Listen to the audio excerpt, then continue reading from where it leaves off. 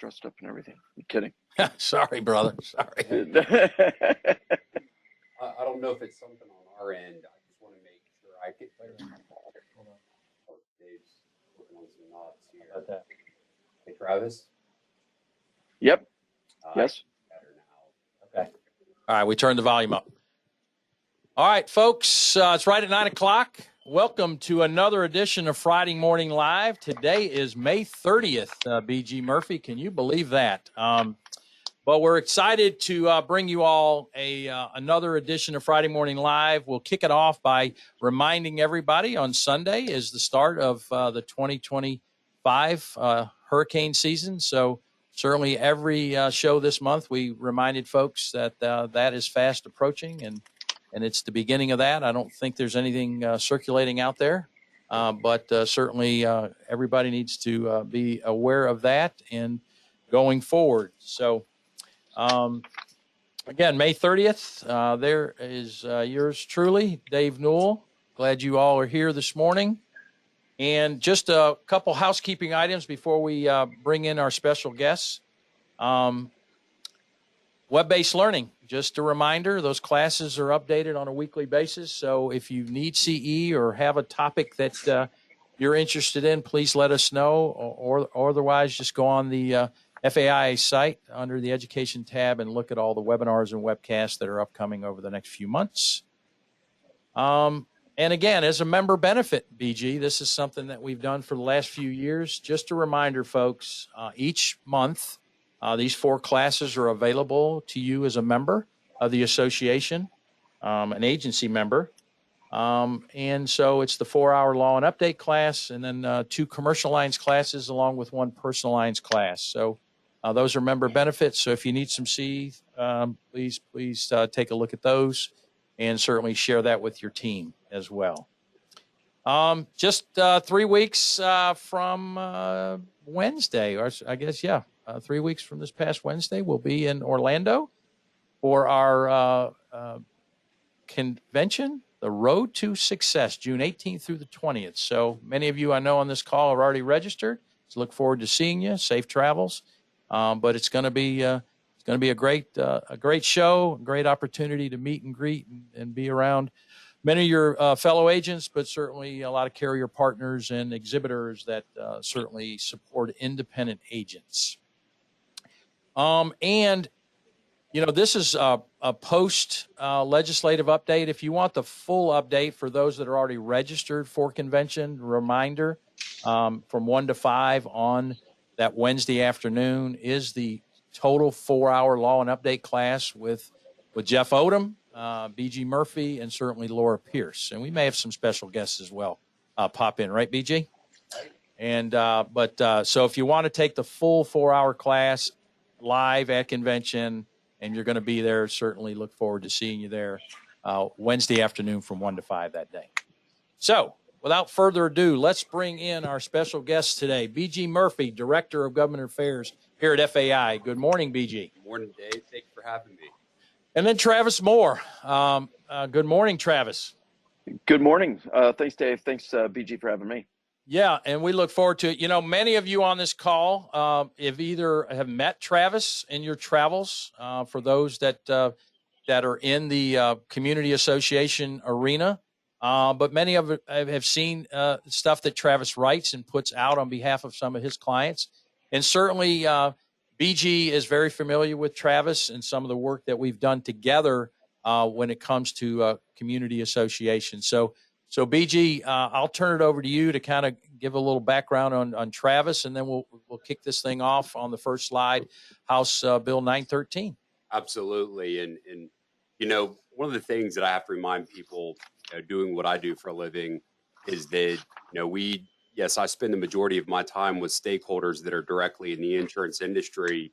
But having Travis on today is a good reminder for all of us is that y'all know this. Y'all do it every day, practitioners. We work with a lot of people outside of the common insurance industry, if you will. And so Travis is for those of you who may not know, is a lobbyist like me.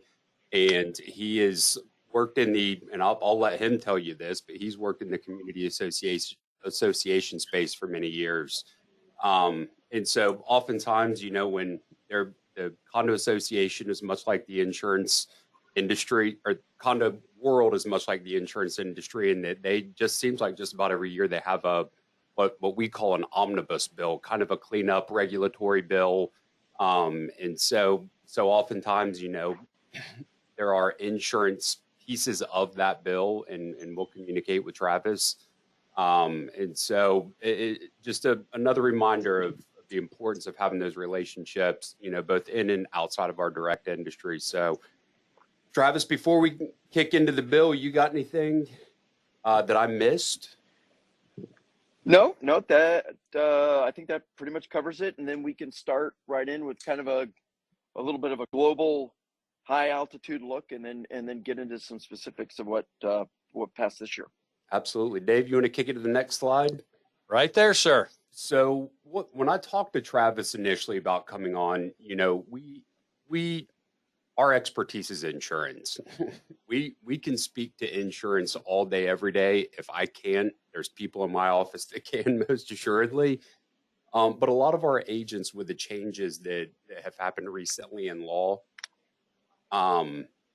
they are having impacts on insurance because by nature of what they are. So as we have had new laws passed recently with milestone inspections, with the structural integrity reserve studies, different things, as those of you who dabble in the commercial residential marketplace, y'all understand the importance of those mechanisms. Those are coming up in discussions both with your clients and with the insurance companies you work with. And while we're familiar enough about the issues, we really thought it'd be good to have someone in here who deals with this day in and day out, who could speak a little bit more fluently to these issues. So Travis, if you could kind of maybe, and honestly, maybe you need to start from last year, kind of Sure. What's going on in the condo world? What were the big takeaways from this bill this year? Just kind of your perspective on where things go. Sure. And thanks again, for the opportunity to chat with you and your members.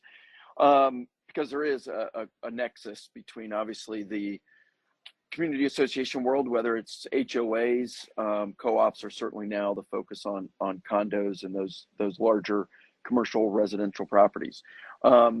As you said, every year there's a number of bills get filed that deal with community associations, typically from constituent concerns that legislators have. And then they kind of, meld into one big package, and they decide, okay, this is kind of what's going to go. Rather than deal with, 10, 15 bills, they say, let's do one. And then ever since the Surfside collapse, which next month will be 4 years, they have focused on the structural elements, and they've said, all right, look, there were 2 counties in the state of Florida of our 67 that had a recertification program where somebody was actually looking at a building, a threshold building that after it had been built, and that was Miami-Dade and Broward. They had the 40-year recertification program, but nowhere else, unless you were pulling permits to redo a building, or there had been a complaint where something had happened in a parking and the building department had come in. Nobody was looking at that. And large commercial structures like hotels, apartments, office buildings, where there is one centralized ownership. If this had been a Marriott, the hotel owner would have done the maintenance through the years, and would have said, you're now going to pay, $300 a night to stay on the beach instead of $200, and the tourists wouldn't have cared, and everybody would have been fine. But when you're dealing with a condo, very unique to that setting, you have, 100, let's say, owners, who all own a piece of that, and therefore all get a say in how it's maintained. And as your members know, as they're dealing with it with insurance, these are volunteer boards. They're looking.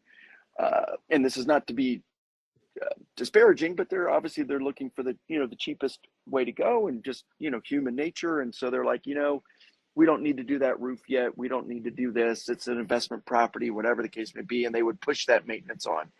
Florida had was one of the few states that did have mandatory reserves, but we only had them in 4 different building categories, and we were the easiest of those 11 states that allowed for the waiving of those reserves. So you could waive reserves, but just a majority of a quorum at a meeting. So, you know, a very small percentage of that ownership could just waive. And so that's what they did. They would say our monthly fees are going to be this. If we do the reserves, they're going to be this. If we don't, and we just, you know, special assess when we need the money.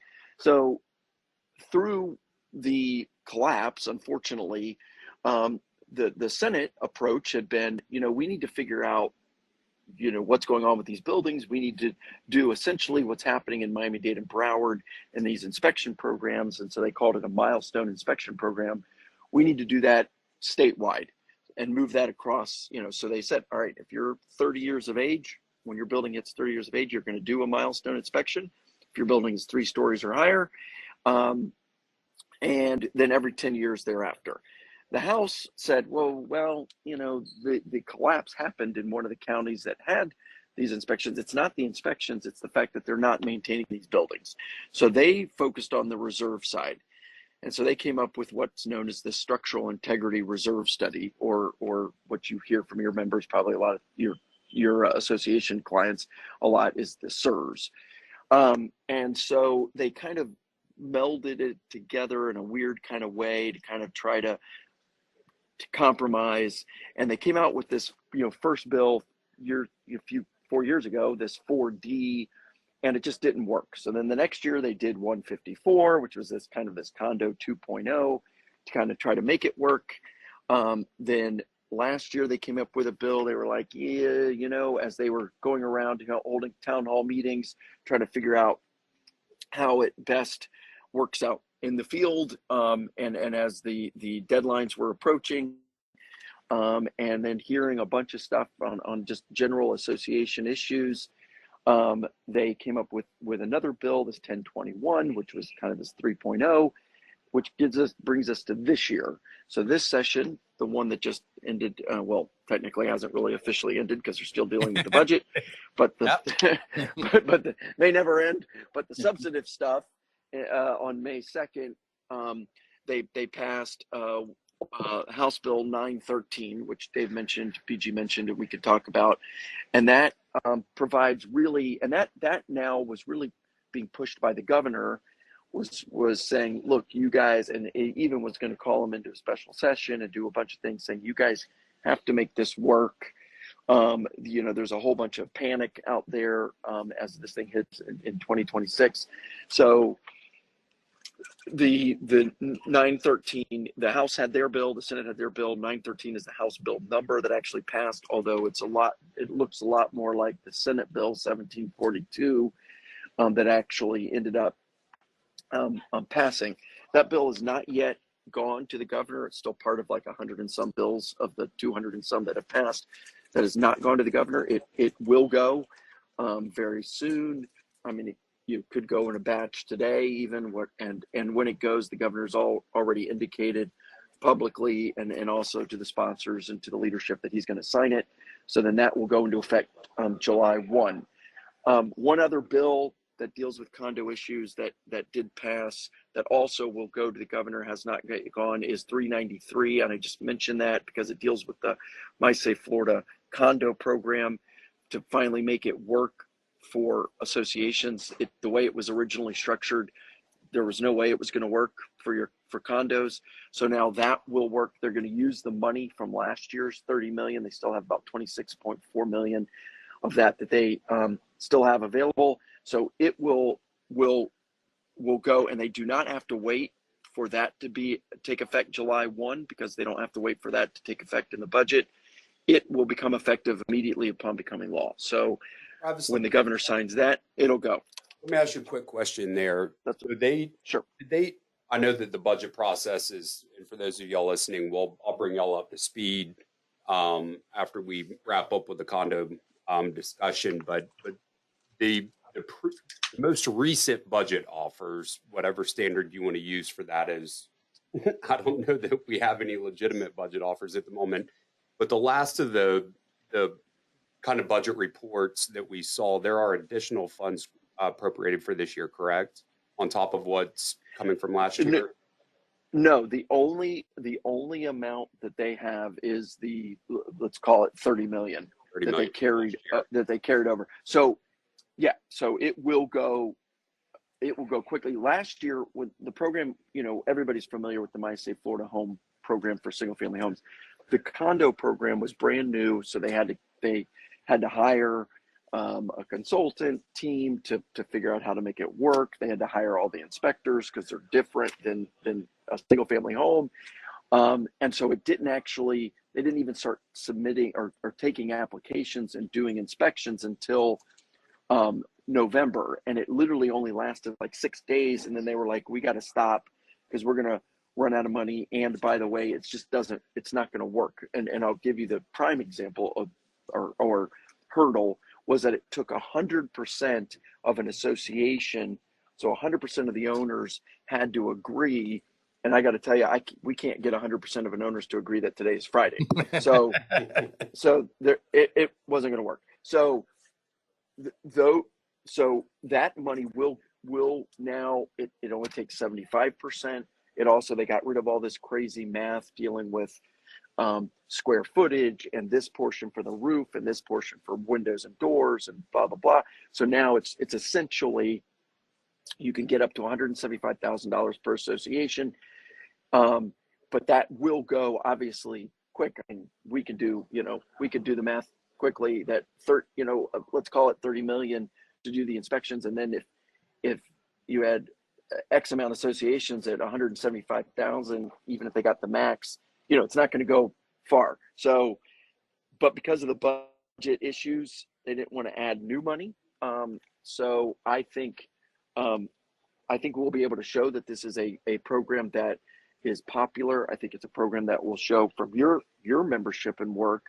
We'll be able to show, hey, we can get WINMIT credits, different things. This is something that will help associations. So I'm hoping that in next year's budget, we'll be able to, now that it's kind of going to run, be able to say, hey, we need significantly, more money because it's a good investment. Absolutely. I think that just about covered. Go ahead. Well, and I'm saying we can talk real quick about this 913. If yeah, we're showing. You don't see it. We're showing it on our screen. Oh, okay. All right. So let me. Oh, okay. Here I see now. You got the key provisions. Let me just real quick, even off of this, just the main thing that you'll hear that's the benefit is this pause. So when an association they're 30 years old, they had not been maintaining their building the way, they now had to do this inspection, and then they were being told, well, you've got some things that need to be done, and that inspection goes to the local building department. So now the building department knows you're now put on a clock, you've got to do these repairs. They know that if you're pulling permits or not, so they can kind of keep track of whether or not you're doing the repairs. It goes to all the owners, this report, within 45 days of the board getting it. It has to go to all the owners, goes to potential buyers. So there is no more hiding, what's going on with these buildings. So the issue was, let's say you needed $15 million worth of repairs, and you then go to your reserve cupboard. You don't have reserves, so you either had to take out a loan or you had to special assess your owners, which was going to be very expensive. And then at the same time, you had to then start putting away these reserves starting in your 2026 budget for these 8 items, roof, different, concrete restoration, different things. So if you needed to do the repairs and, this structural integrity report that you were supposed to have done by December 31 of 2024, and it was saying, the remaining useful life on these components is only a year, 2 years. Maybe Citizens is breathing down your neck saying you've got to replace your roof in a year. Then you're now having to do 2 things. So you're having to do your payment, now to do the repairs, and then you're having to do a big increase in your reserves. So it was really hitting them hard. It was like I pay my taxes quarterly, so it was like, you know, on a April 15th, I not only have to pay the whatever I still owe from last year, I'm now having to pay my first quarter payment for next year. So it's a big rough day. So that was what was happening with associations. So what this says is, if you do that milestone inspection, you have repairs and you've done, focus on those. You now can put a pause on having to do the reserve stuff for up to 2 years. So you can do the reserve, because not only spend the money on doing the reserves, but then also you're then going to do a SIRS. And when you look at these these components, they're now going to be new. So your remaining useful life of now those items is not 2 years, which really is a quick ramp up. It's now maybe 15, maybe 20 years, maybe, you know, 10, whatever. So it's really pushing those out because these components are now have been repaired. So that's going to be a big deal. Also, it was an all kind of, the reserve thing was an all cash deal. This allows for associations to do alternative funding where they can go to DBPR and get their plan approved, to say, hey, we want to do it this particular way. They can use lines of credit, they can use loans, they can structure it differently going forward, which is it gives them flexibility. The other thing is, because this SIRS was brand new, you could have it, you know, an engineering company could do it, a reserve study company could do it, and you could have 3 different organizations. Oh, well, and I will also say that before this became a requirement in the law, we had about 6 companies statewide that did reserve studies. After this, we now have over 60, because now they're all getting into it, all kinds of people. So there was another issue where there was no uniformity. So somebody could do one and say, your SIRS, you're now having to do, you know, let's say you got to increase your monthly assessments, have to be increased by $200 a month per unit.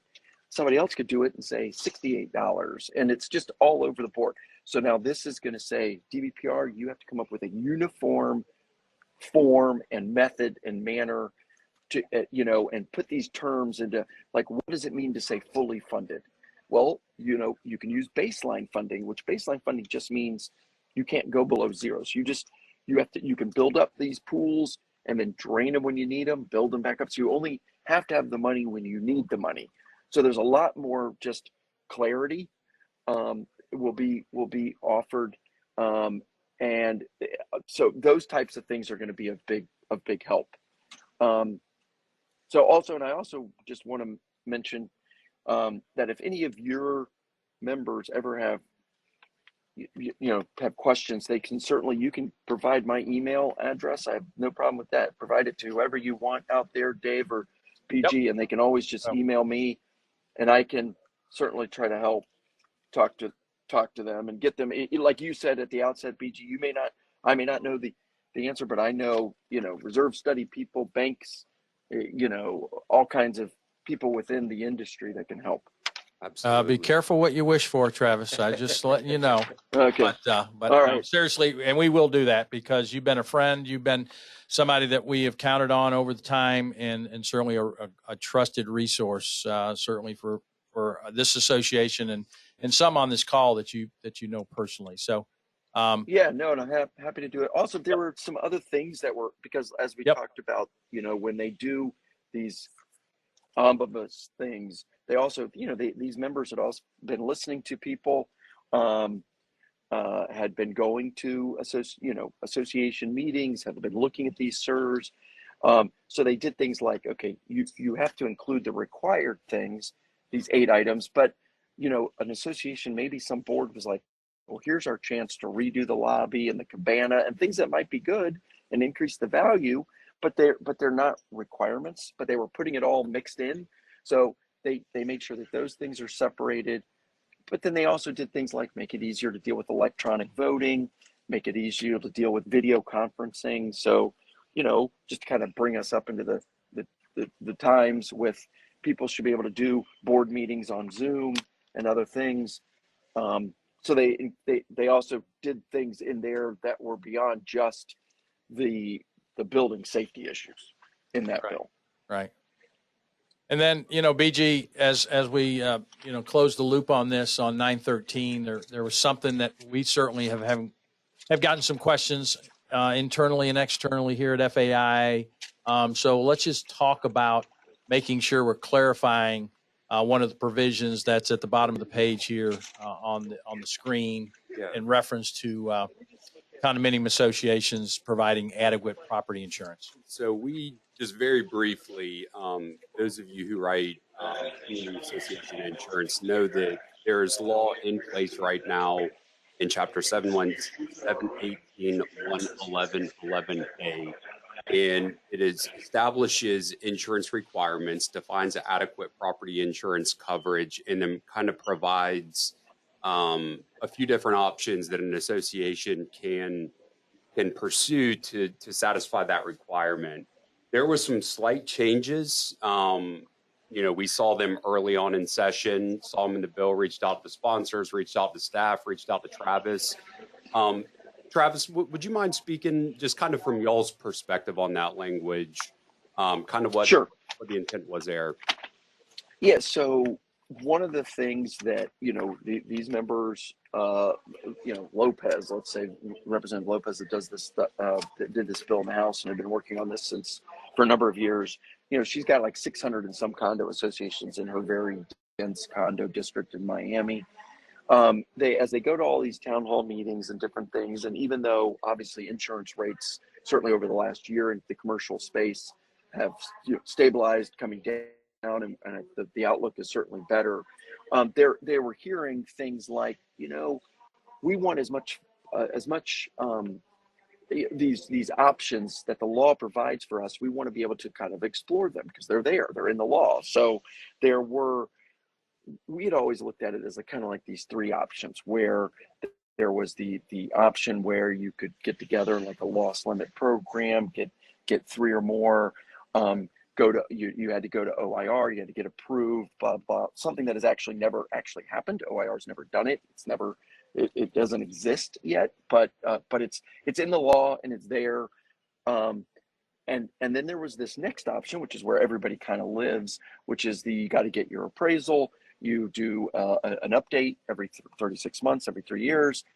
And then also as part of that, there was this, or you can get a wind model of a 1 in 250-year storm approved through the wind modeling, commission, the Hurricane Commission, an approved model.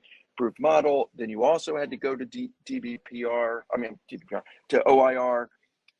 It also had to be a 3 or more group thing. But the way the law was, it was all like together. So some of these people were saying to these members, look, we don't know if it works for us, but the way the law is structured, it's like we can't even do it we have to do the appraisal thing anyway. So it doesn't make like any sense. So the legislators were like, all right, all we want to do is we want to separate this now out into 3. So they left 1 alone. They took number 2 and they changed it and put this 1 in 250-year storm thing into a 3. They created a 3, A and B. So they said you can do 3. You have to get this model, 1 in 250-year storm, insure up to that, approved model. And then B has to be approved by OIR, and it's also just for groups of 3 or more. And so now, though, it now says, 1, 2, 3. But then there's some concern that, and when I was looking at it and looking and talking to folks saying, well, is this something we can take over from the House bill as we were negotiating on this? Staff was telling me it's more like technical. We're doing exactly what I just said. We're just making it so there's 3 options now, or 3 standalone options.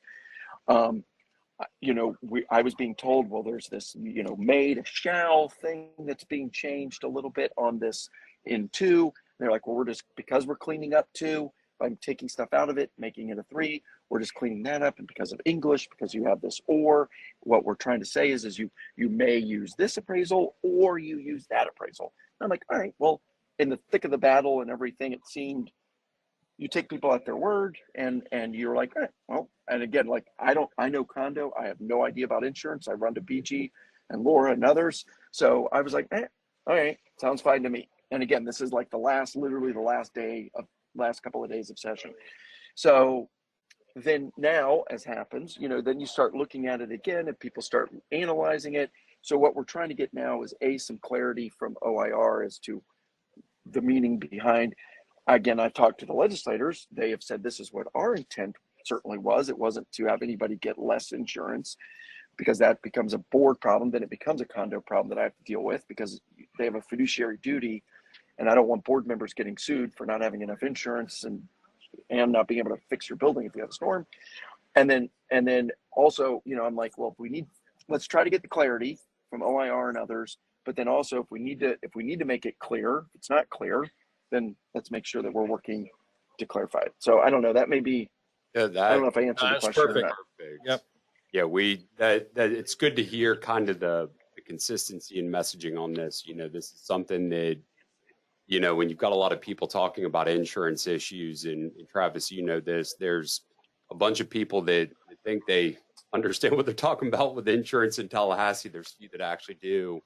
And so it's good just to have that consistency in messaging. Well, and trust me, there's a whole lot of board presidents that think because they're retired something or other that they also know about everything, and they don't. Yeah. Well, Travis, I know you're traveling today. Travis is headed out of the country. I won't tell y'all his location and where he's going. He's probably trying to from people like me and everyone else he's had to work with for the past few months. But Travis, thank you so much for joining us today. We appreciate the partnership. Always enjoy working with you. Sure. Tells me we'll have some more issues. Absolutely. To work on together. Oh yeah, we will. And again, if you would share, feel free to share my email with whoever, and we'll get the right answers to people. Again, on the condo stuff, you've got the insurance stuff, squared away, but just on the condo stuff, because you're dealing with these board meetings as an agent. They're all about the budget. What do we have to do, and how do we have to do things? So glad to help if I can. Absolutely. All right. Thank you, brother. Safe travels. All right. Thank you, guys. All right. Bye-bye. Okay. Bye. All right. So, folks, we're going to transition and kind of go back to how we wanted to start off this session of the post-session update, and just talk about the session that could have been, right, BG? I mean, we had some high hopes. We had some things in the hopper. We had some conversations at Capitol Days. We certainly had some conversations back to last August at Summer Leadership about some things that we were thinking about. So let's just kind of highlight a couple of these and then go into the stuff that actually passed for those on the call today. Yeah. And so for those of you who were at Capitol Days this year, y'all know it was a little bit different in that we were doing Capitol Days in the first week of session. I believe I was giving my legislative update. It was the morning after the breakfast when the legislature was actually convening for day one of the legislative session. And as I was up there, giving my update, my phone just starts blowing up with text messages. And of course, being a good employee, I'm not reading them, but glancing over at my watch, and I'm getting updates from the speaker and the president's opening speeches.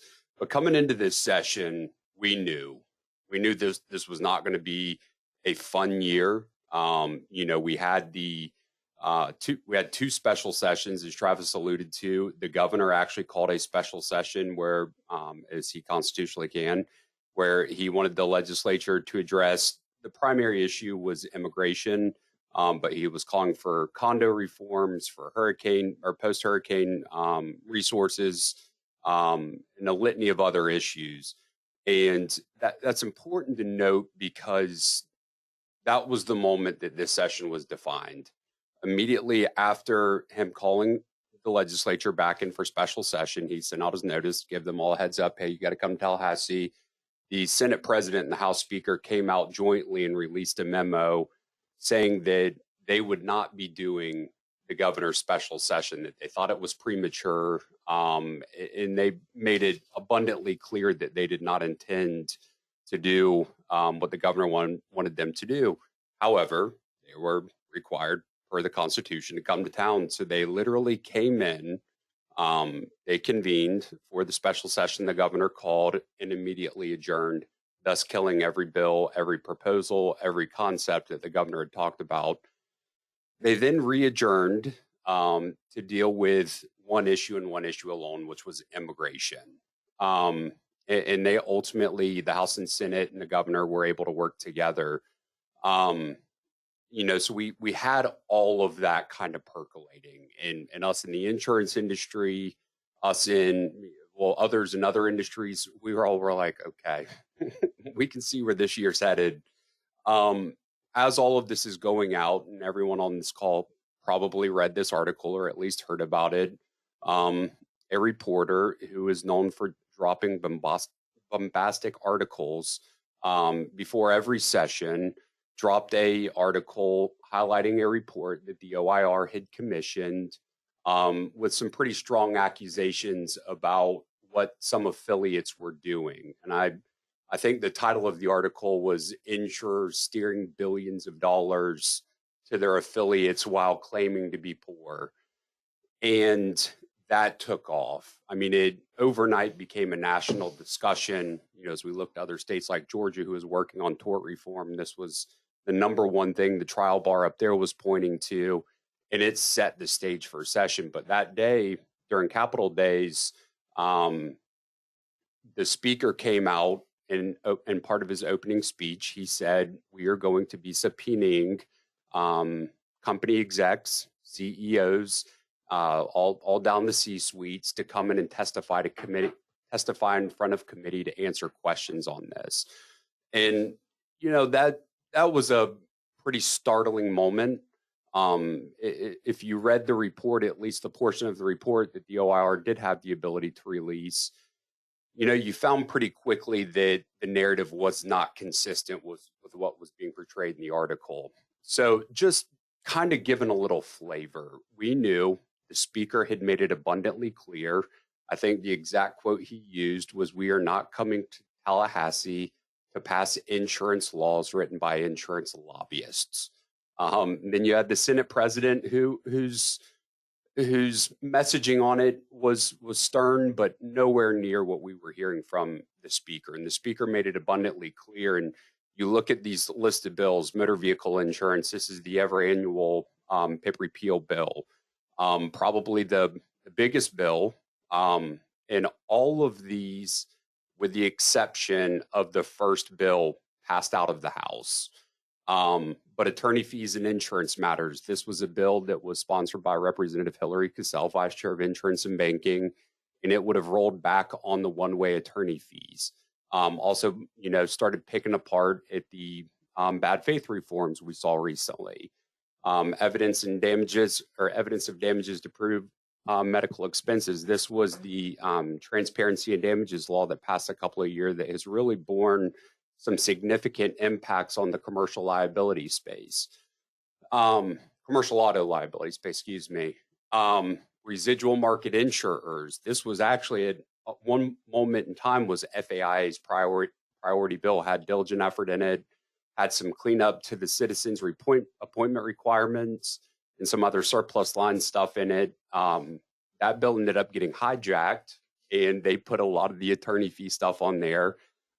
Put in some language to essentially roll back the Citizens Alternative Dispute Program that they have with DOA.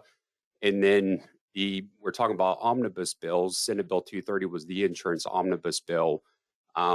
Speaker ended up taking over that one as well, and put a lot of that stuff in there. Hey, BG, before we get to the stuff that did pass, Patrick, our friend there down in Southeast Florida, wants to know, where is the completed study from the OIR? Is that information now available? I know there was excerpts from it that came out during the session, but where's that completed study to show that billions of dollars or other things were happening in the industry, sort of behind the scenes? So the OIR, that is a good question. Was that from Patrick Gleason? Patrick Lacey. All right. So through the committee schedule, every week, those of us who follow these calendars were looking, they're like, all right, who's getting subpoenaed this week? And you saw the lobbyists for the various insurance companies kind of hovering around committee suites hats, and you could tell that they were just trying to get some intel. Is my company going to be on this list? What are they going to do? At the end of the day, the House did 2 committee hearings, and they did not have to issue a subpoena in either of them. In one committee, they had former insurance commissioner David Altmaier and current commissioner Mike Jaworski. And then in a separate committee hearing, they had the company that actually did the report.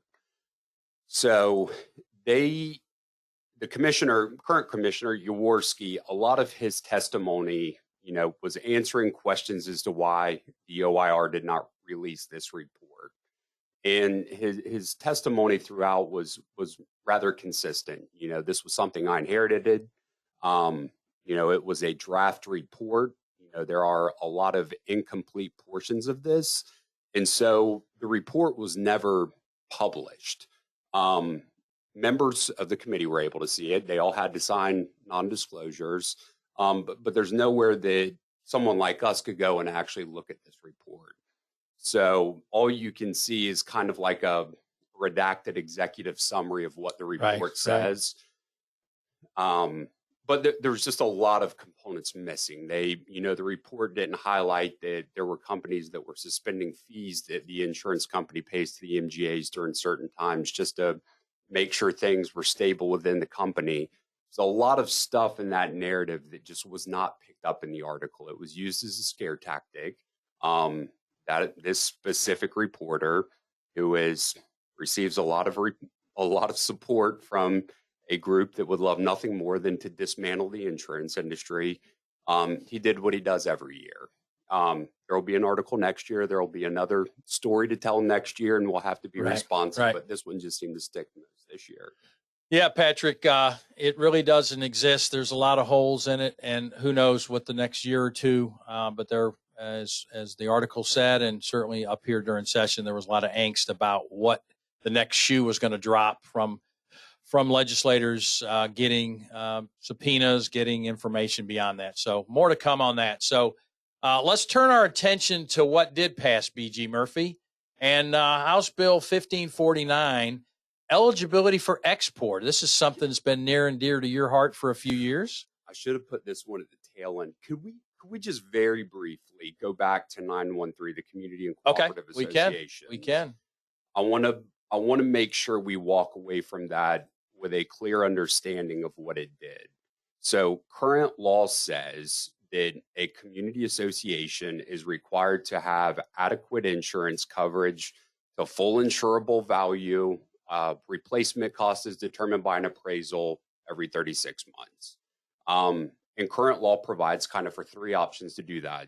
A self-insurance fund, which is required to be reviewed and approved by the OIR. There's actually chapters in the insurance code that give express direction to the commissioner and the criteria for how he approves those. There is the standard policy based off replacement cost, is determined by an appraisal every 36 months. And there's, as Travis had mentioned, there's the shared limit policy. All of this language existed under one paragraph, 718, 111, 11A. And this was all kind of, the 3 options were defined under that definition of adequate property insurance. As y'all heard Travis say, and I'm glad that y'all got to hear it directly from someone who was involved, because there has been a lot of misreporting on this proposal. There have been stories saying that people are going to be able to go out and procure an insurance policy and deviate from full replacement cost. You're going to be able to go out and do this and this and this. And because of the way that it's being reported on, because there are people being quoted who don't do what you all do for a living, there is a tremendous amount of misinformation out there on that. Very plainly put, you have one of 3 options, and those 3 options exist in statute today. The only nuance to that is on the shared limit policy. There's some questions about whether or not you would have to, provide coverage for up to, full replacement cost. But the truth is that still has to go to the commissioner for approval. And while I will not speak for the commissioner, what I will say with a high level of confidence given recent discussions around ACV and other things, if he hasn't approved one of these to date, there's no way in hell he's going to approve one moving forward, because there's a tremendous amount of exposure on his office, where, you know, they could be held liable for approving a program that allows a group of associations to take a policy with coverage that's very insufficient. So we're going to be working through this issue over the next few months. We're working with DBPR. We're working with the OIR and the governor's office. We're also working with both of the sponsors just to get out as much information. And then this is going to be a big topic we talk about at Summer Leadership. Yep. Is now the time to move that language out of 718 and into the insurance code. No offense to DBPR, but they are not and should not be in the business of looking at an insurance policy and saying, yeah, I believe this works. You need an insurance expert making that determination. Yep. So more to come on that, folks. And certainly, like BG said, I'm sure if you're coming to convention, this will be addressed during the 4-hour law and update class on Wednesday afternoon. And again, it's at Summer Leadership in August, and we'll throw those dates up there at the end of this. But BG, let's talk about eligibility for exporting. This, again, is something that we've talked about around here. It's been on agents' minds. And so we finally got it over the finish line this year.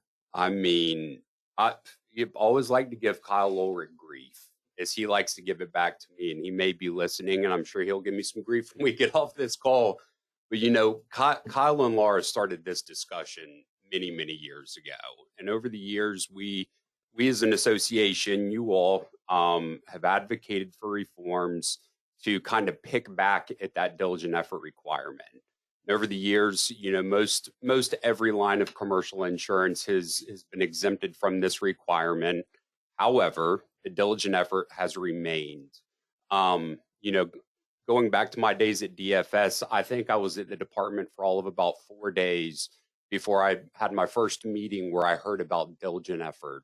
Got to listen to Greg Thomas talk about it, talk about how unworkable those statutes were, listen to him talk about how pointless this form was.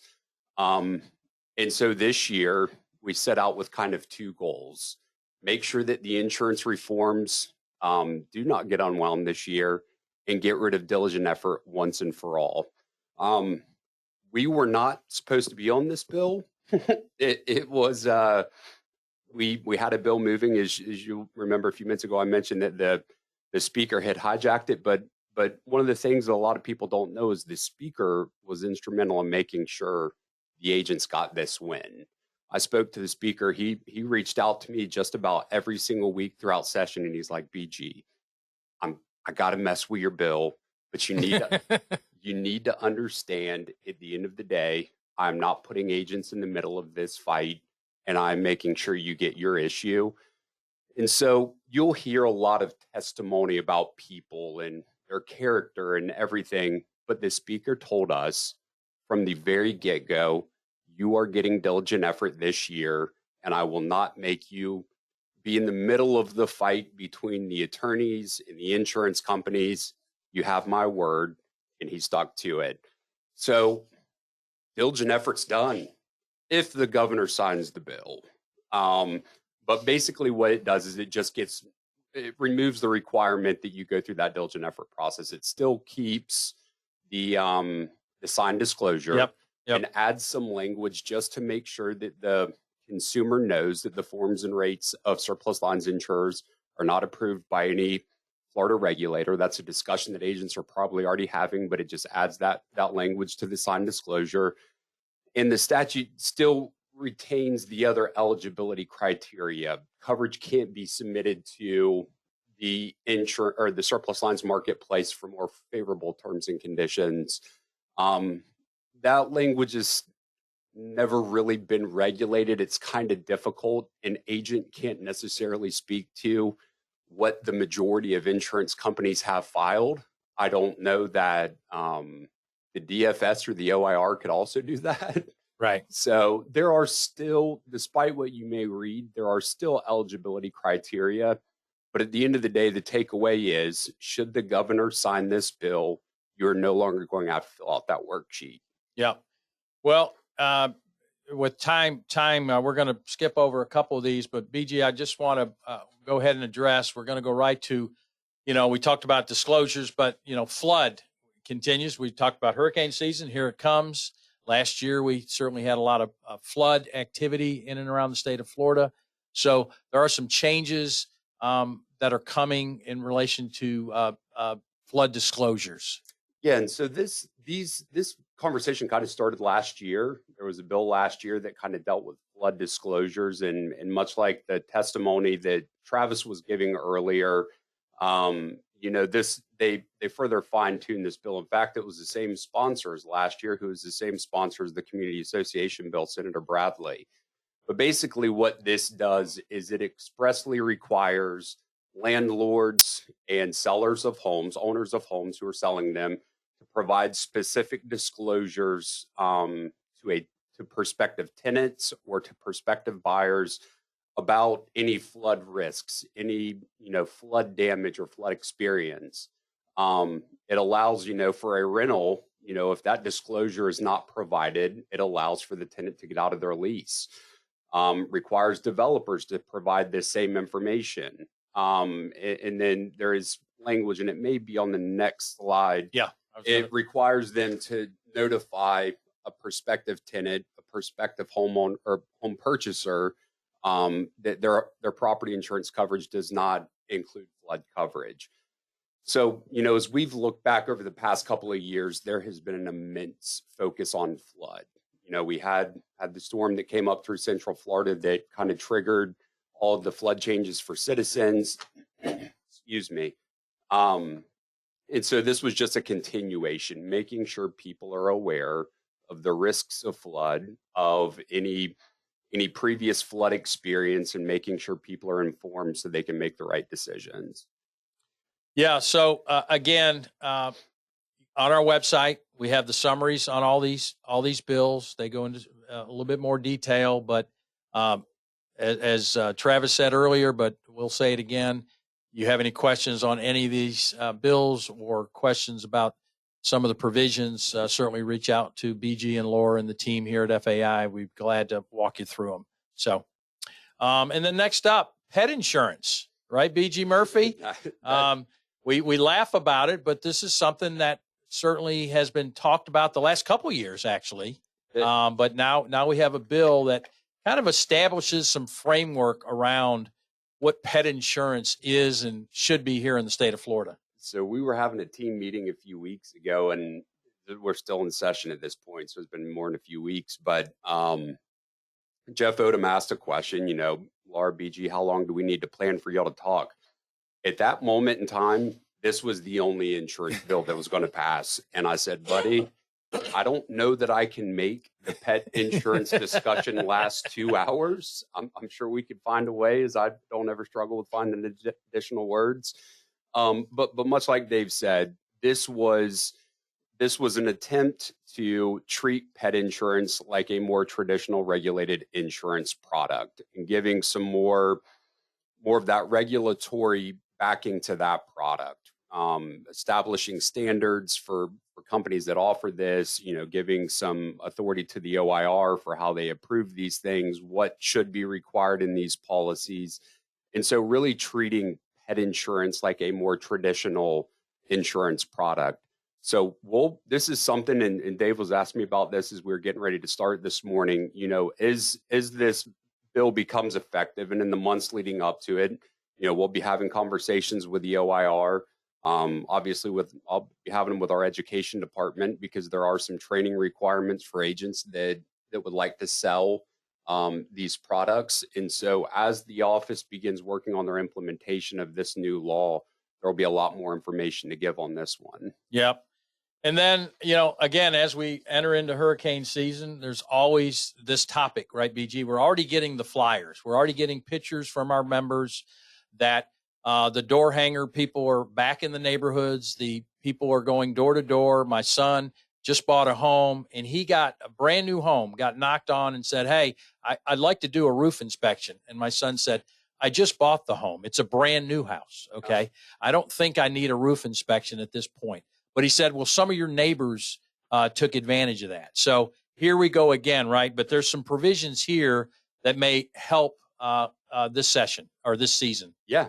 So this was the initial law, the law in spate that's in statute today was kind of one of the priorities of former CFO Jimmy Petronas last year in his last session as he left this year to take his talents to DC and join the swamp in DC. But last year, one of his agency packages included a provision that said that if someone enters into a contract following a declared state of emergency, what it did is it gave consumers a little protection. As Dave mentioned, these people go out and solicit and knock on doors to try and get people to sign into these contracts. And so there was some language that was put out there that anyone who enters into a contract for repairs, replacement that is a result of damages that were sustained because of that state of emergency in the storm it highlighted, that they had the ability to back out of that contract, required those contracts to have that disclosure notifying the consumer of that right.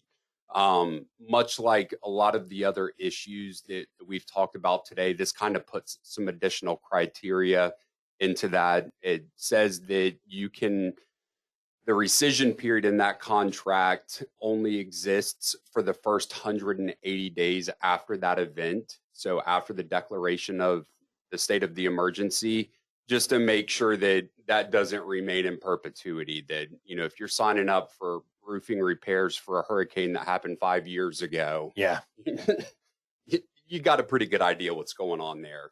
And so that was the big nexus for this one. This was just a small piece of a larger roofing regulatory bill. yeah, but folks, if you run into this type of activity, certainly send it our way. BG and the team, we have some resources to send those things over there to the different divisions to take a look at. But you've been very good up to now, but I'm sure it's going to happen again right after June 1st. So, and then this bill, which I think got some relief for the trial bar, right? BG. It did. And then as of the 29th of this month, yesterday? Yeah. The governor decided to veto the bill, BG. So we're in unique times. I mean, the trial bar has been hammered both legislatively, politically, and every other way for the past 3 to 4 years. And this was what was going to be the legislature's first give back. And for those of you who may write medical malpractice insurance, this was what people were calling the free kill bill. It was dealing with an exemption on that prohibited or excluded adult children from any type of med mal benefit from a death and a medical action. And this bill was on its way to going to the governor, and there was a world where it was going to get approved. One of the big things that the governor did say is the only way that I will consider this bill is if you put a cap in. And the legislature went back and forth. The Senate actually added a cap in the final days of sessions at $1 million, sent it back to the House. The House stripped it. And ultimately, the majority of the Senate agreed that there should not be a cap on it. The governor had been very vocal. If we're going to do this, then it needs to have a cap. We cannot have a new crisis in med mal given that we've done so much work on all these other tort reforms in other areas. So we knew it was coming. This is definitely going to play into the ongoing session where the Senate and the House, who were once on the same page against the governor, now you have the House and Senate who are battling. And when I say battle, I mean axes out. Reminds me of a scene from Braveheart. There's not a lot of love lost between the House and the Senate right now. And because of this, and this being a priority for many people in the legislature and the governor's veto of it, this is definitely just one more thing that's going to have an impact on that continued session, as hopefully they work towards a resolution on the budget. Well, thanks for those words on that. And certainly as we wind down today's Friday Morning Live, just want to remind you, we're going to answer Steve Hall's question here in a sec. But summer leadership, I know we're talking about convention, but just for planning purposes, August 6th through the 8th, Clearwater Beach, our summer leadership conference. And certainly the Legislative Council is always one of those meetings that many of the folks attend that to hear and propose certain things that we bring before the board, and the board approves what that legislative agenda looks like for 26, right, BG? That's right. Steve Hall wants to know, what are the likelihood, I know you're not a betting man, BG Murphy, but is there any reason why the governor would not sign the diligent effort bill? I will tell it for those of you who have ever heard me talk, I always give percentages of 50-50. I will say we have put in as much work since the bill has passed as we did getting the bill passed. Answering a lot of questions, being responsive to those who are saying this is removing a consumer protection. Kyle and myself have been and met with the governor's office. We have champions like Jim Boyd, FAI member, future Senate president. He has been working the governor's office. At this moment, I'm feeling like I want to put it at a 51%. Okay, wow. Signed. Tip the scale. Which in my world is massive. But only time will tell. I suspect if I were in Vegas going deep, I'd probably put it on the governor signing this bill, but only time will tell. Okay. All right. Well, again, folks, thanks for joining us for Friday Morning Live. You missed this session, not missed this session, but like to hear some of the parts of it or want to pass it along to your team. All these sessions are recorded. They're on the Friday Morning Live page under the Education tab on our website. So we wish everybody a safe weekend. Thanks for joining us here on Friday Morning Live, and hopefully see most of you at convention in a few weeks. Take care.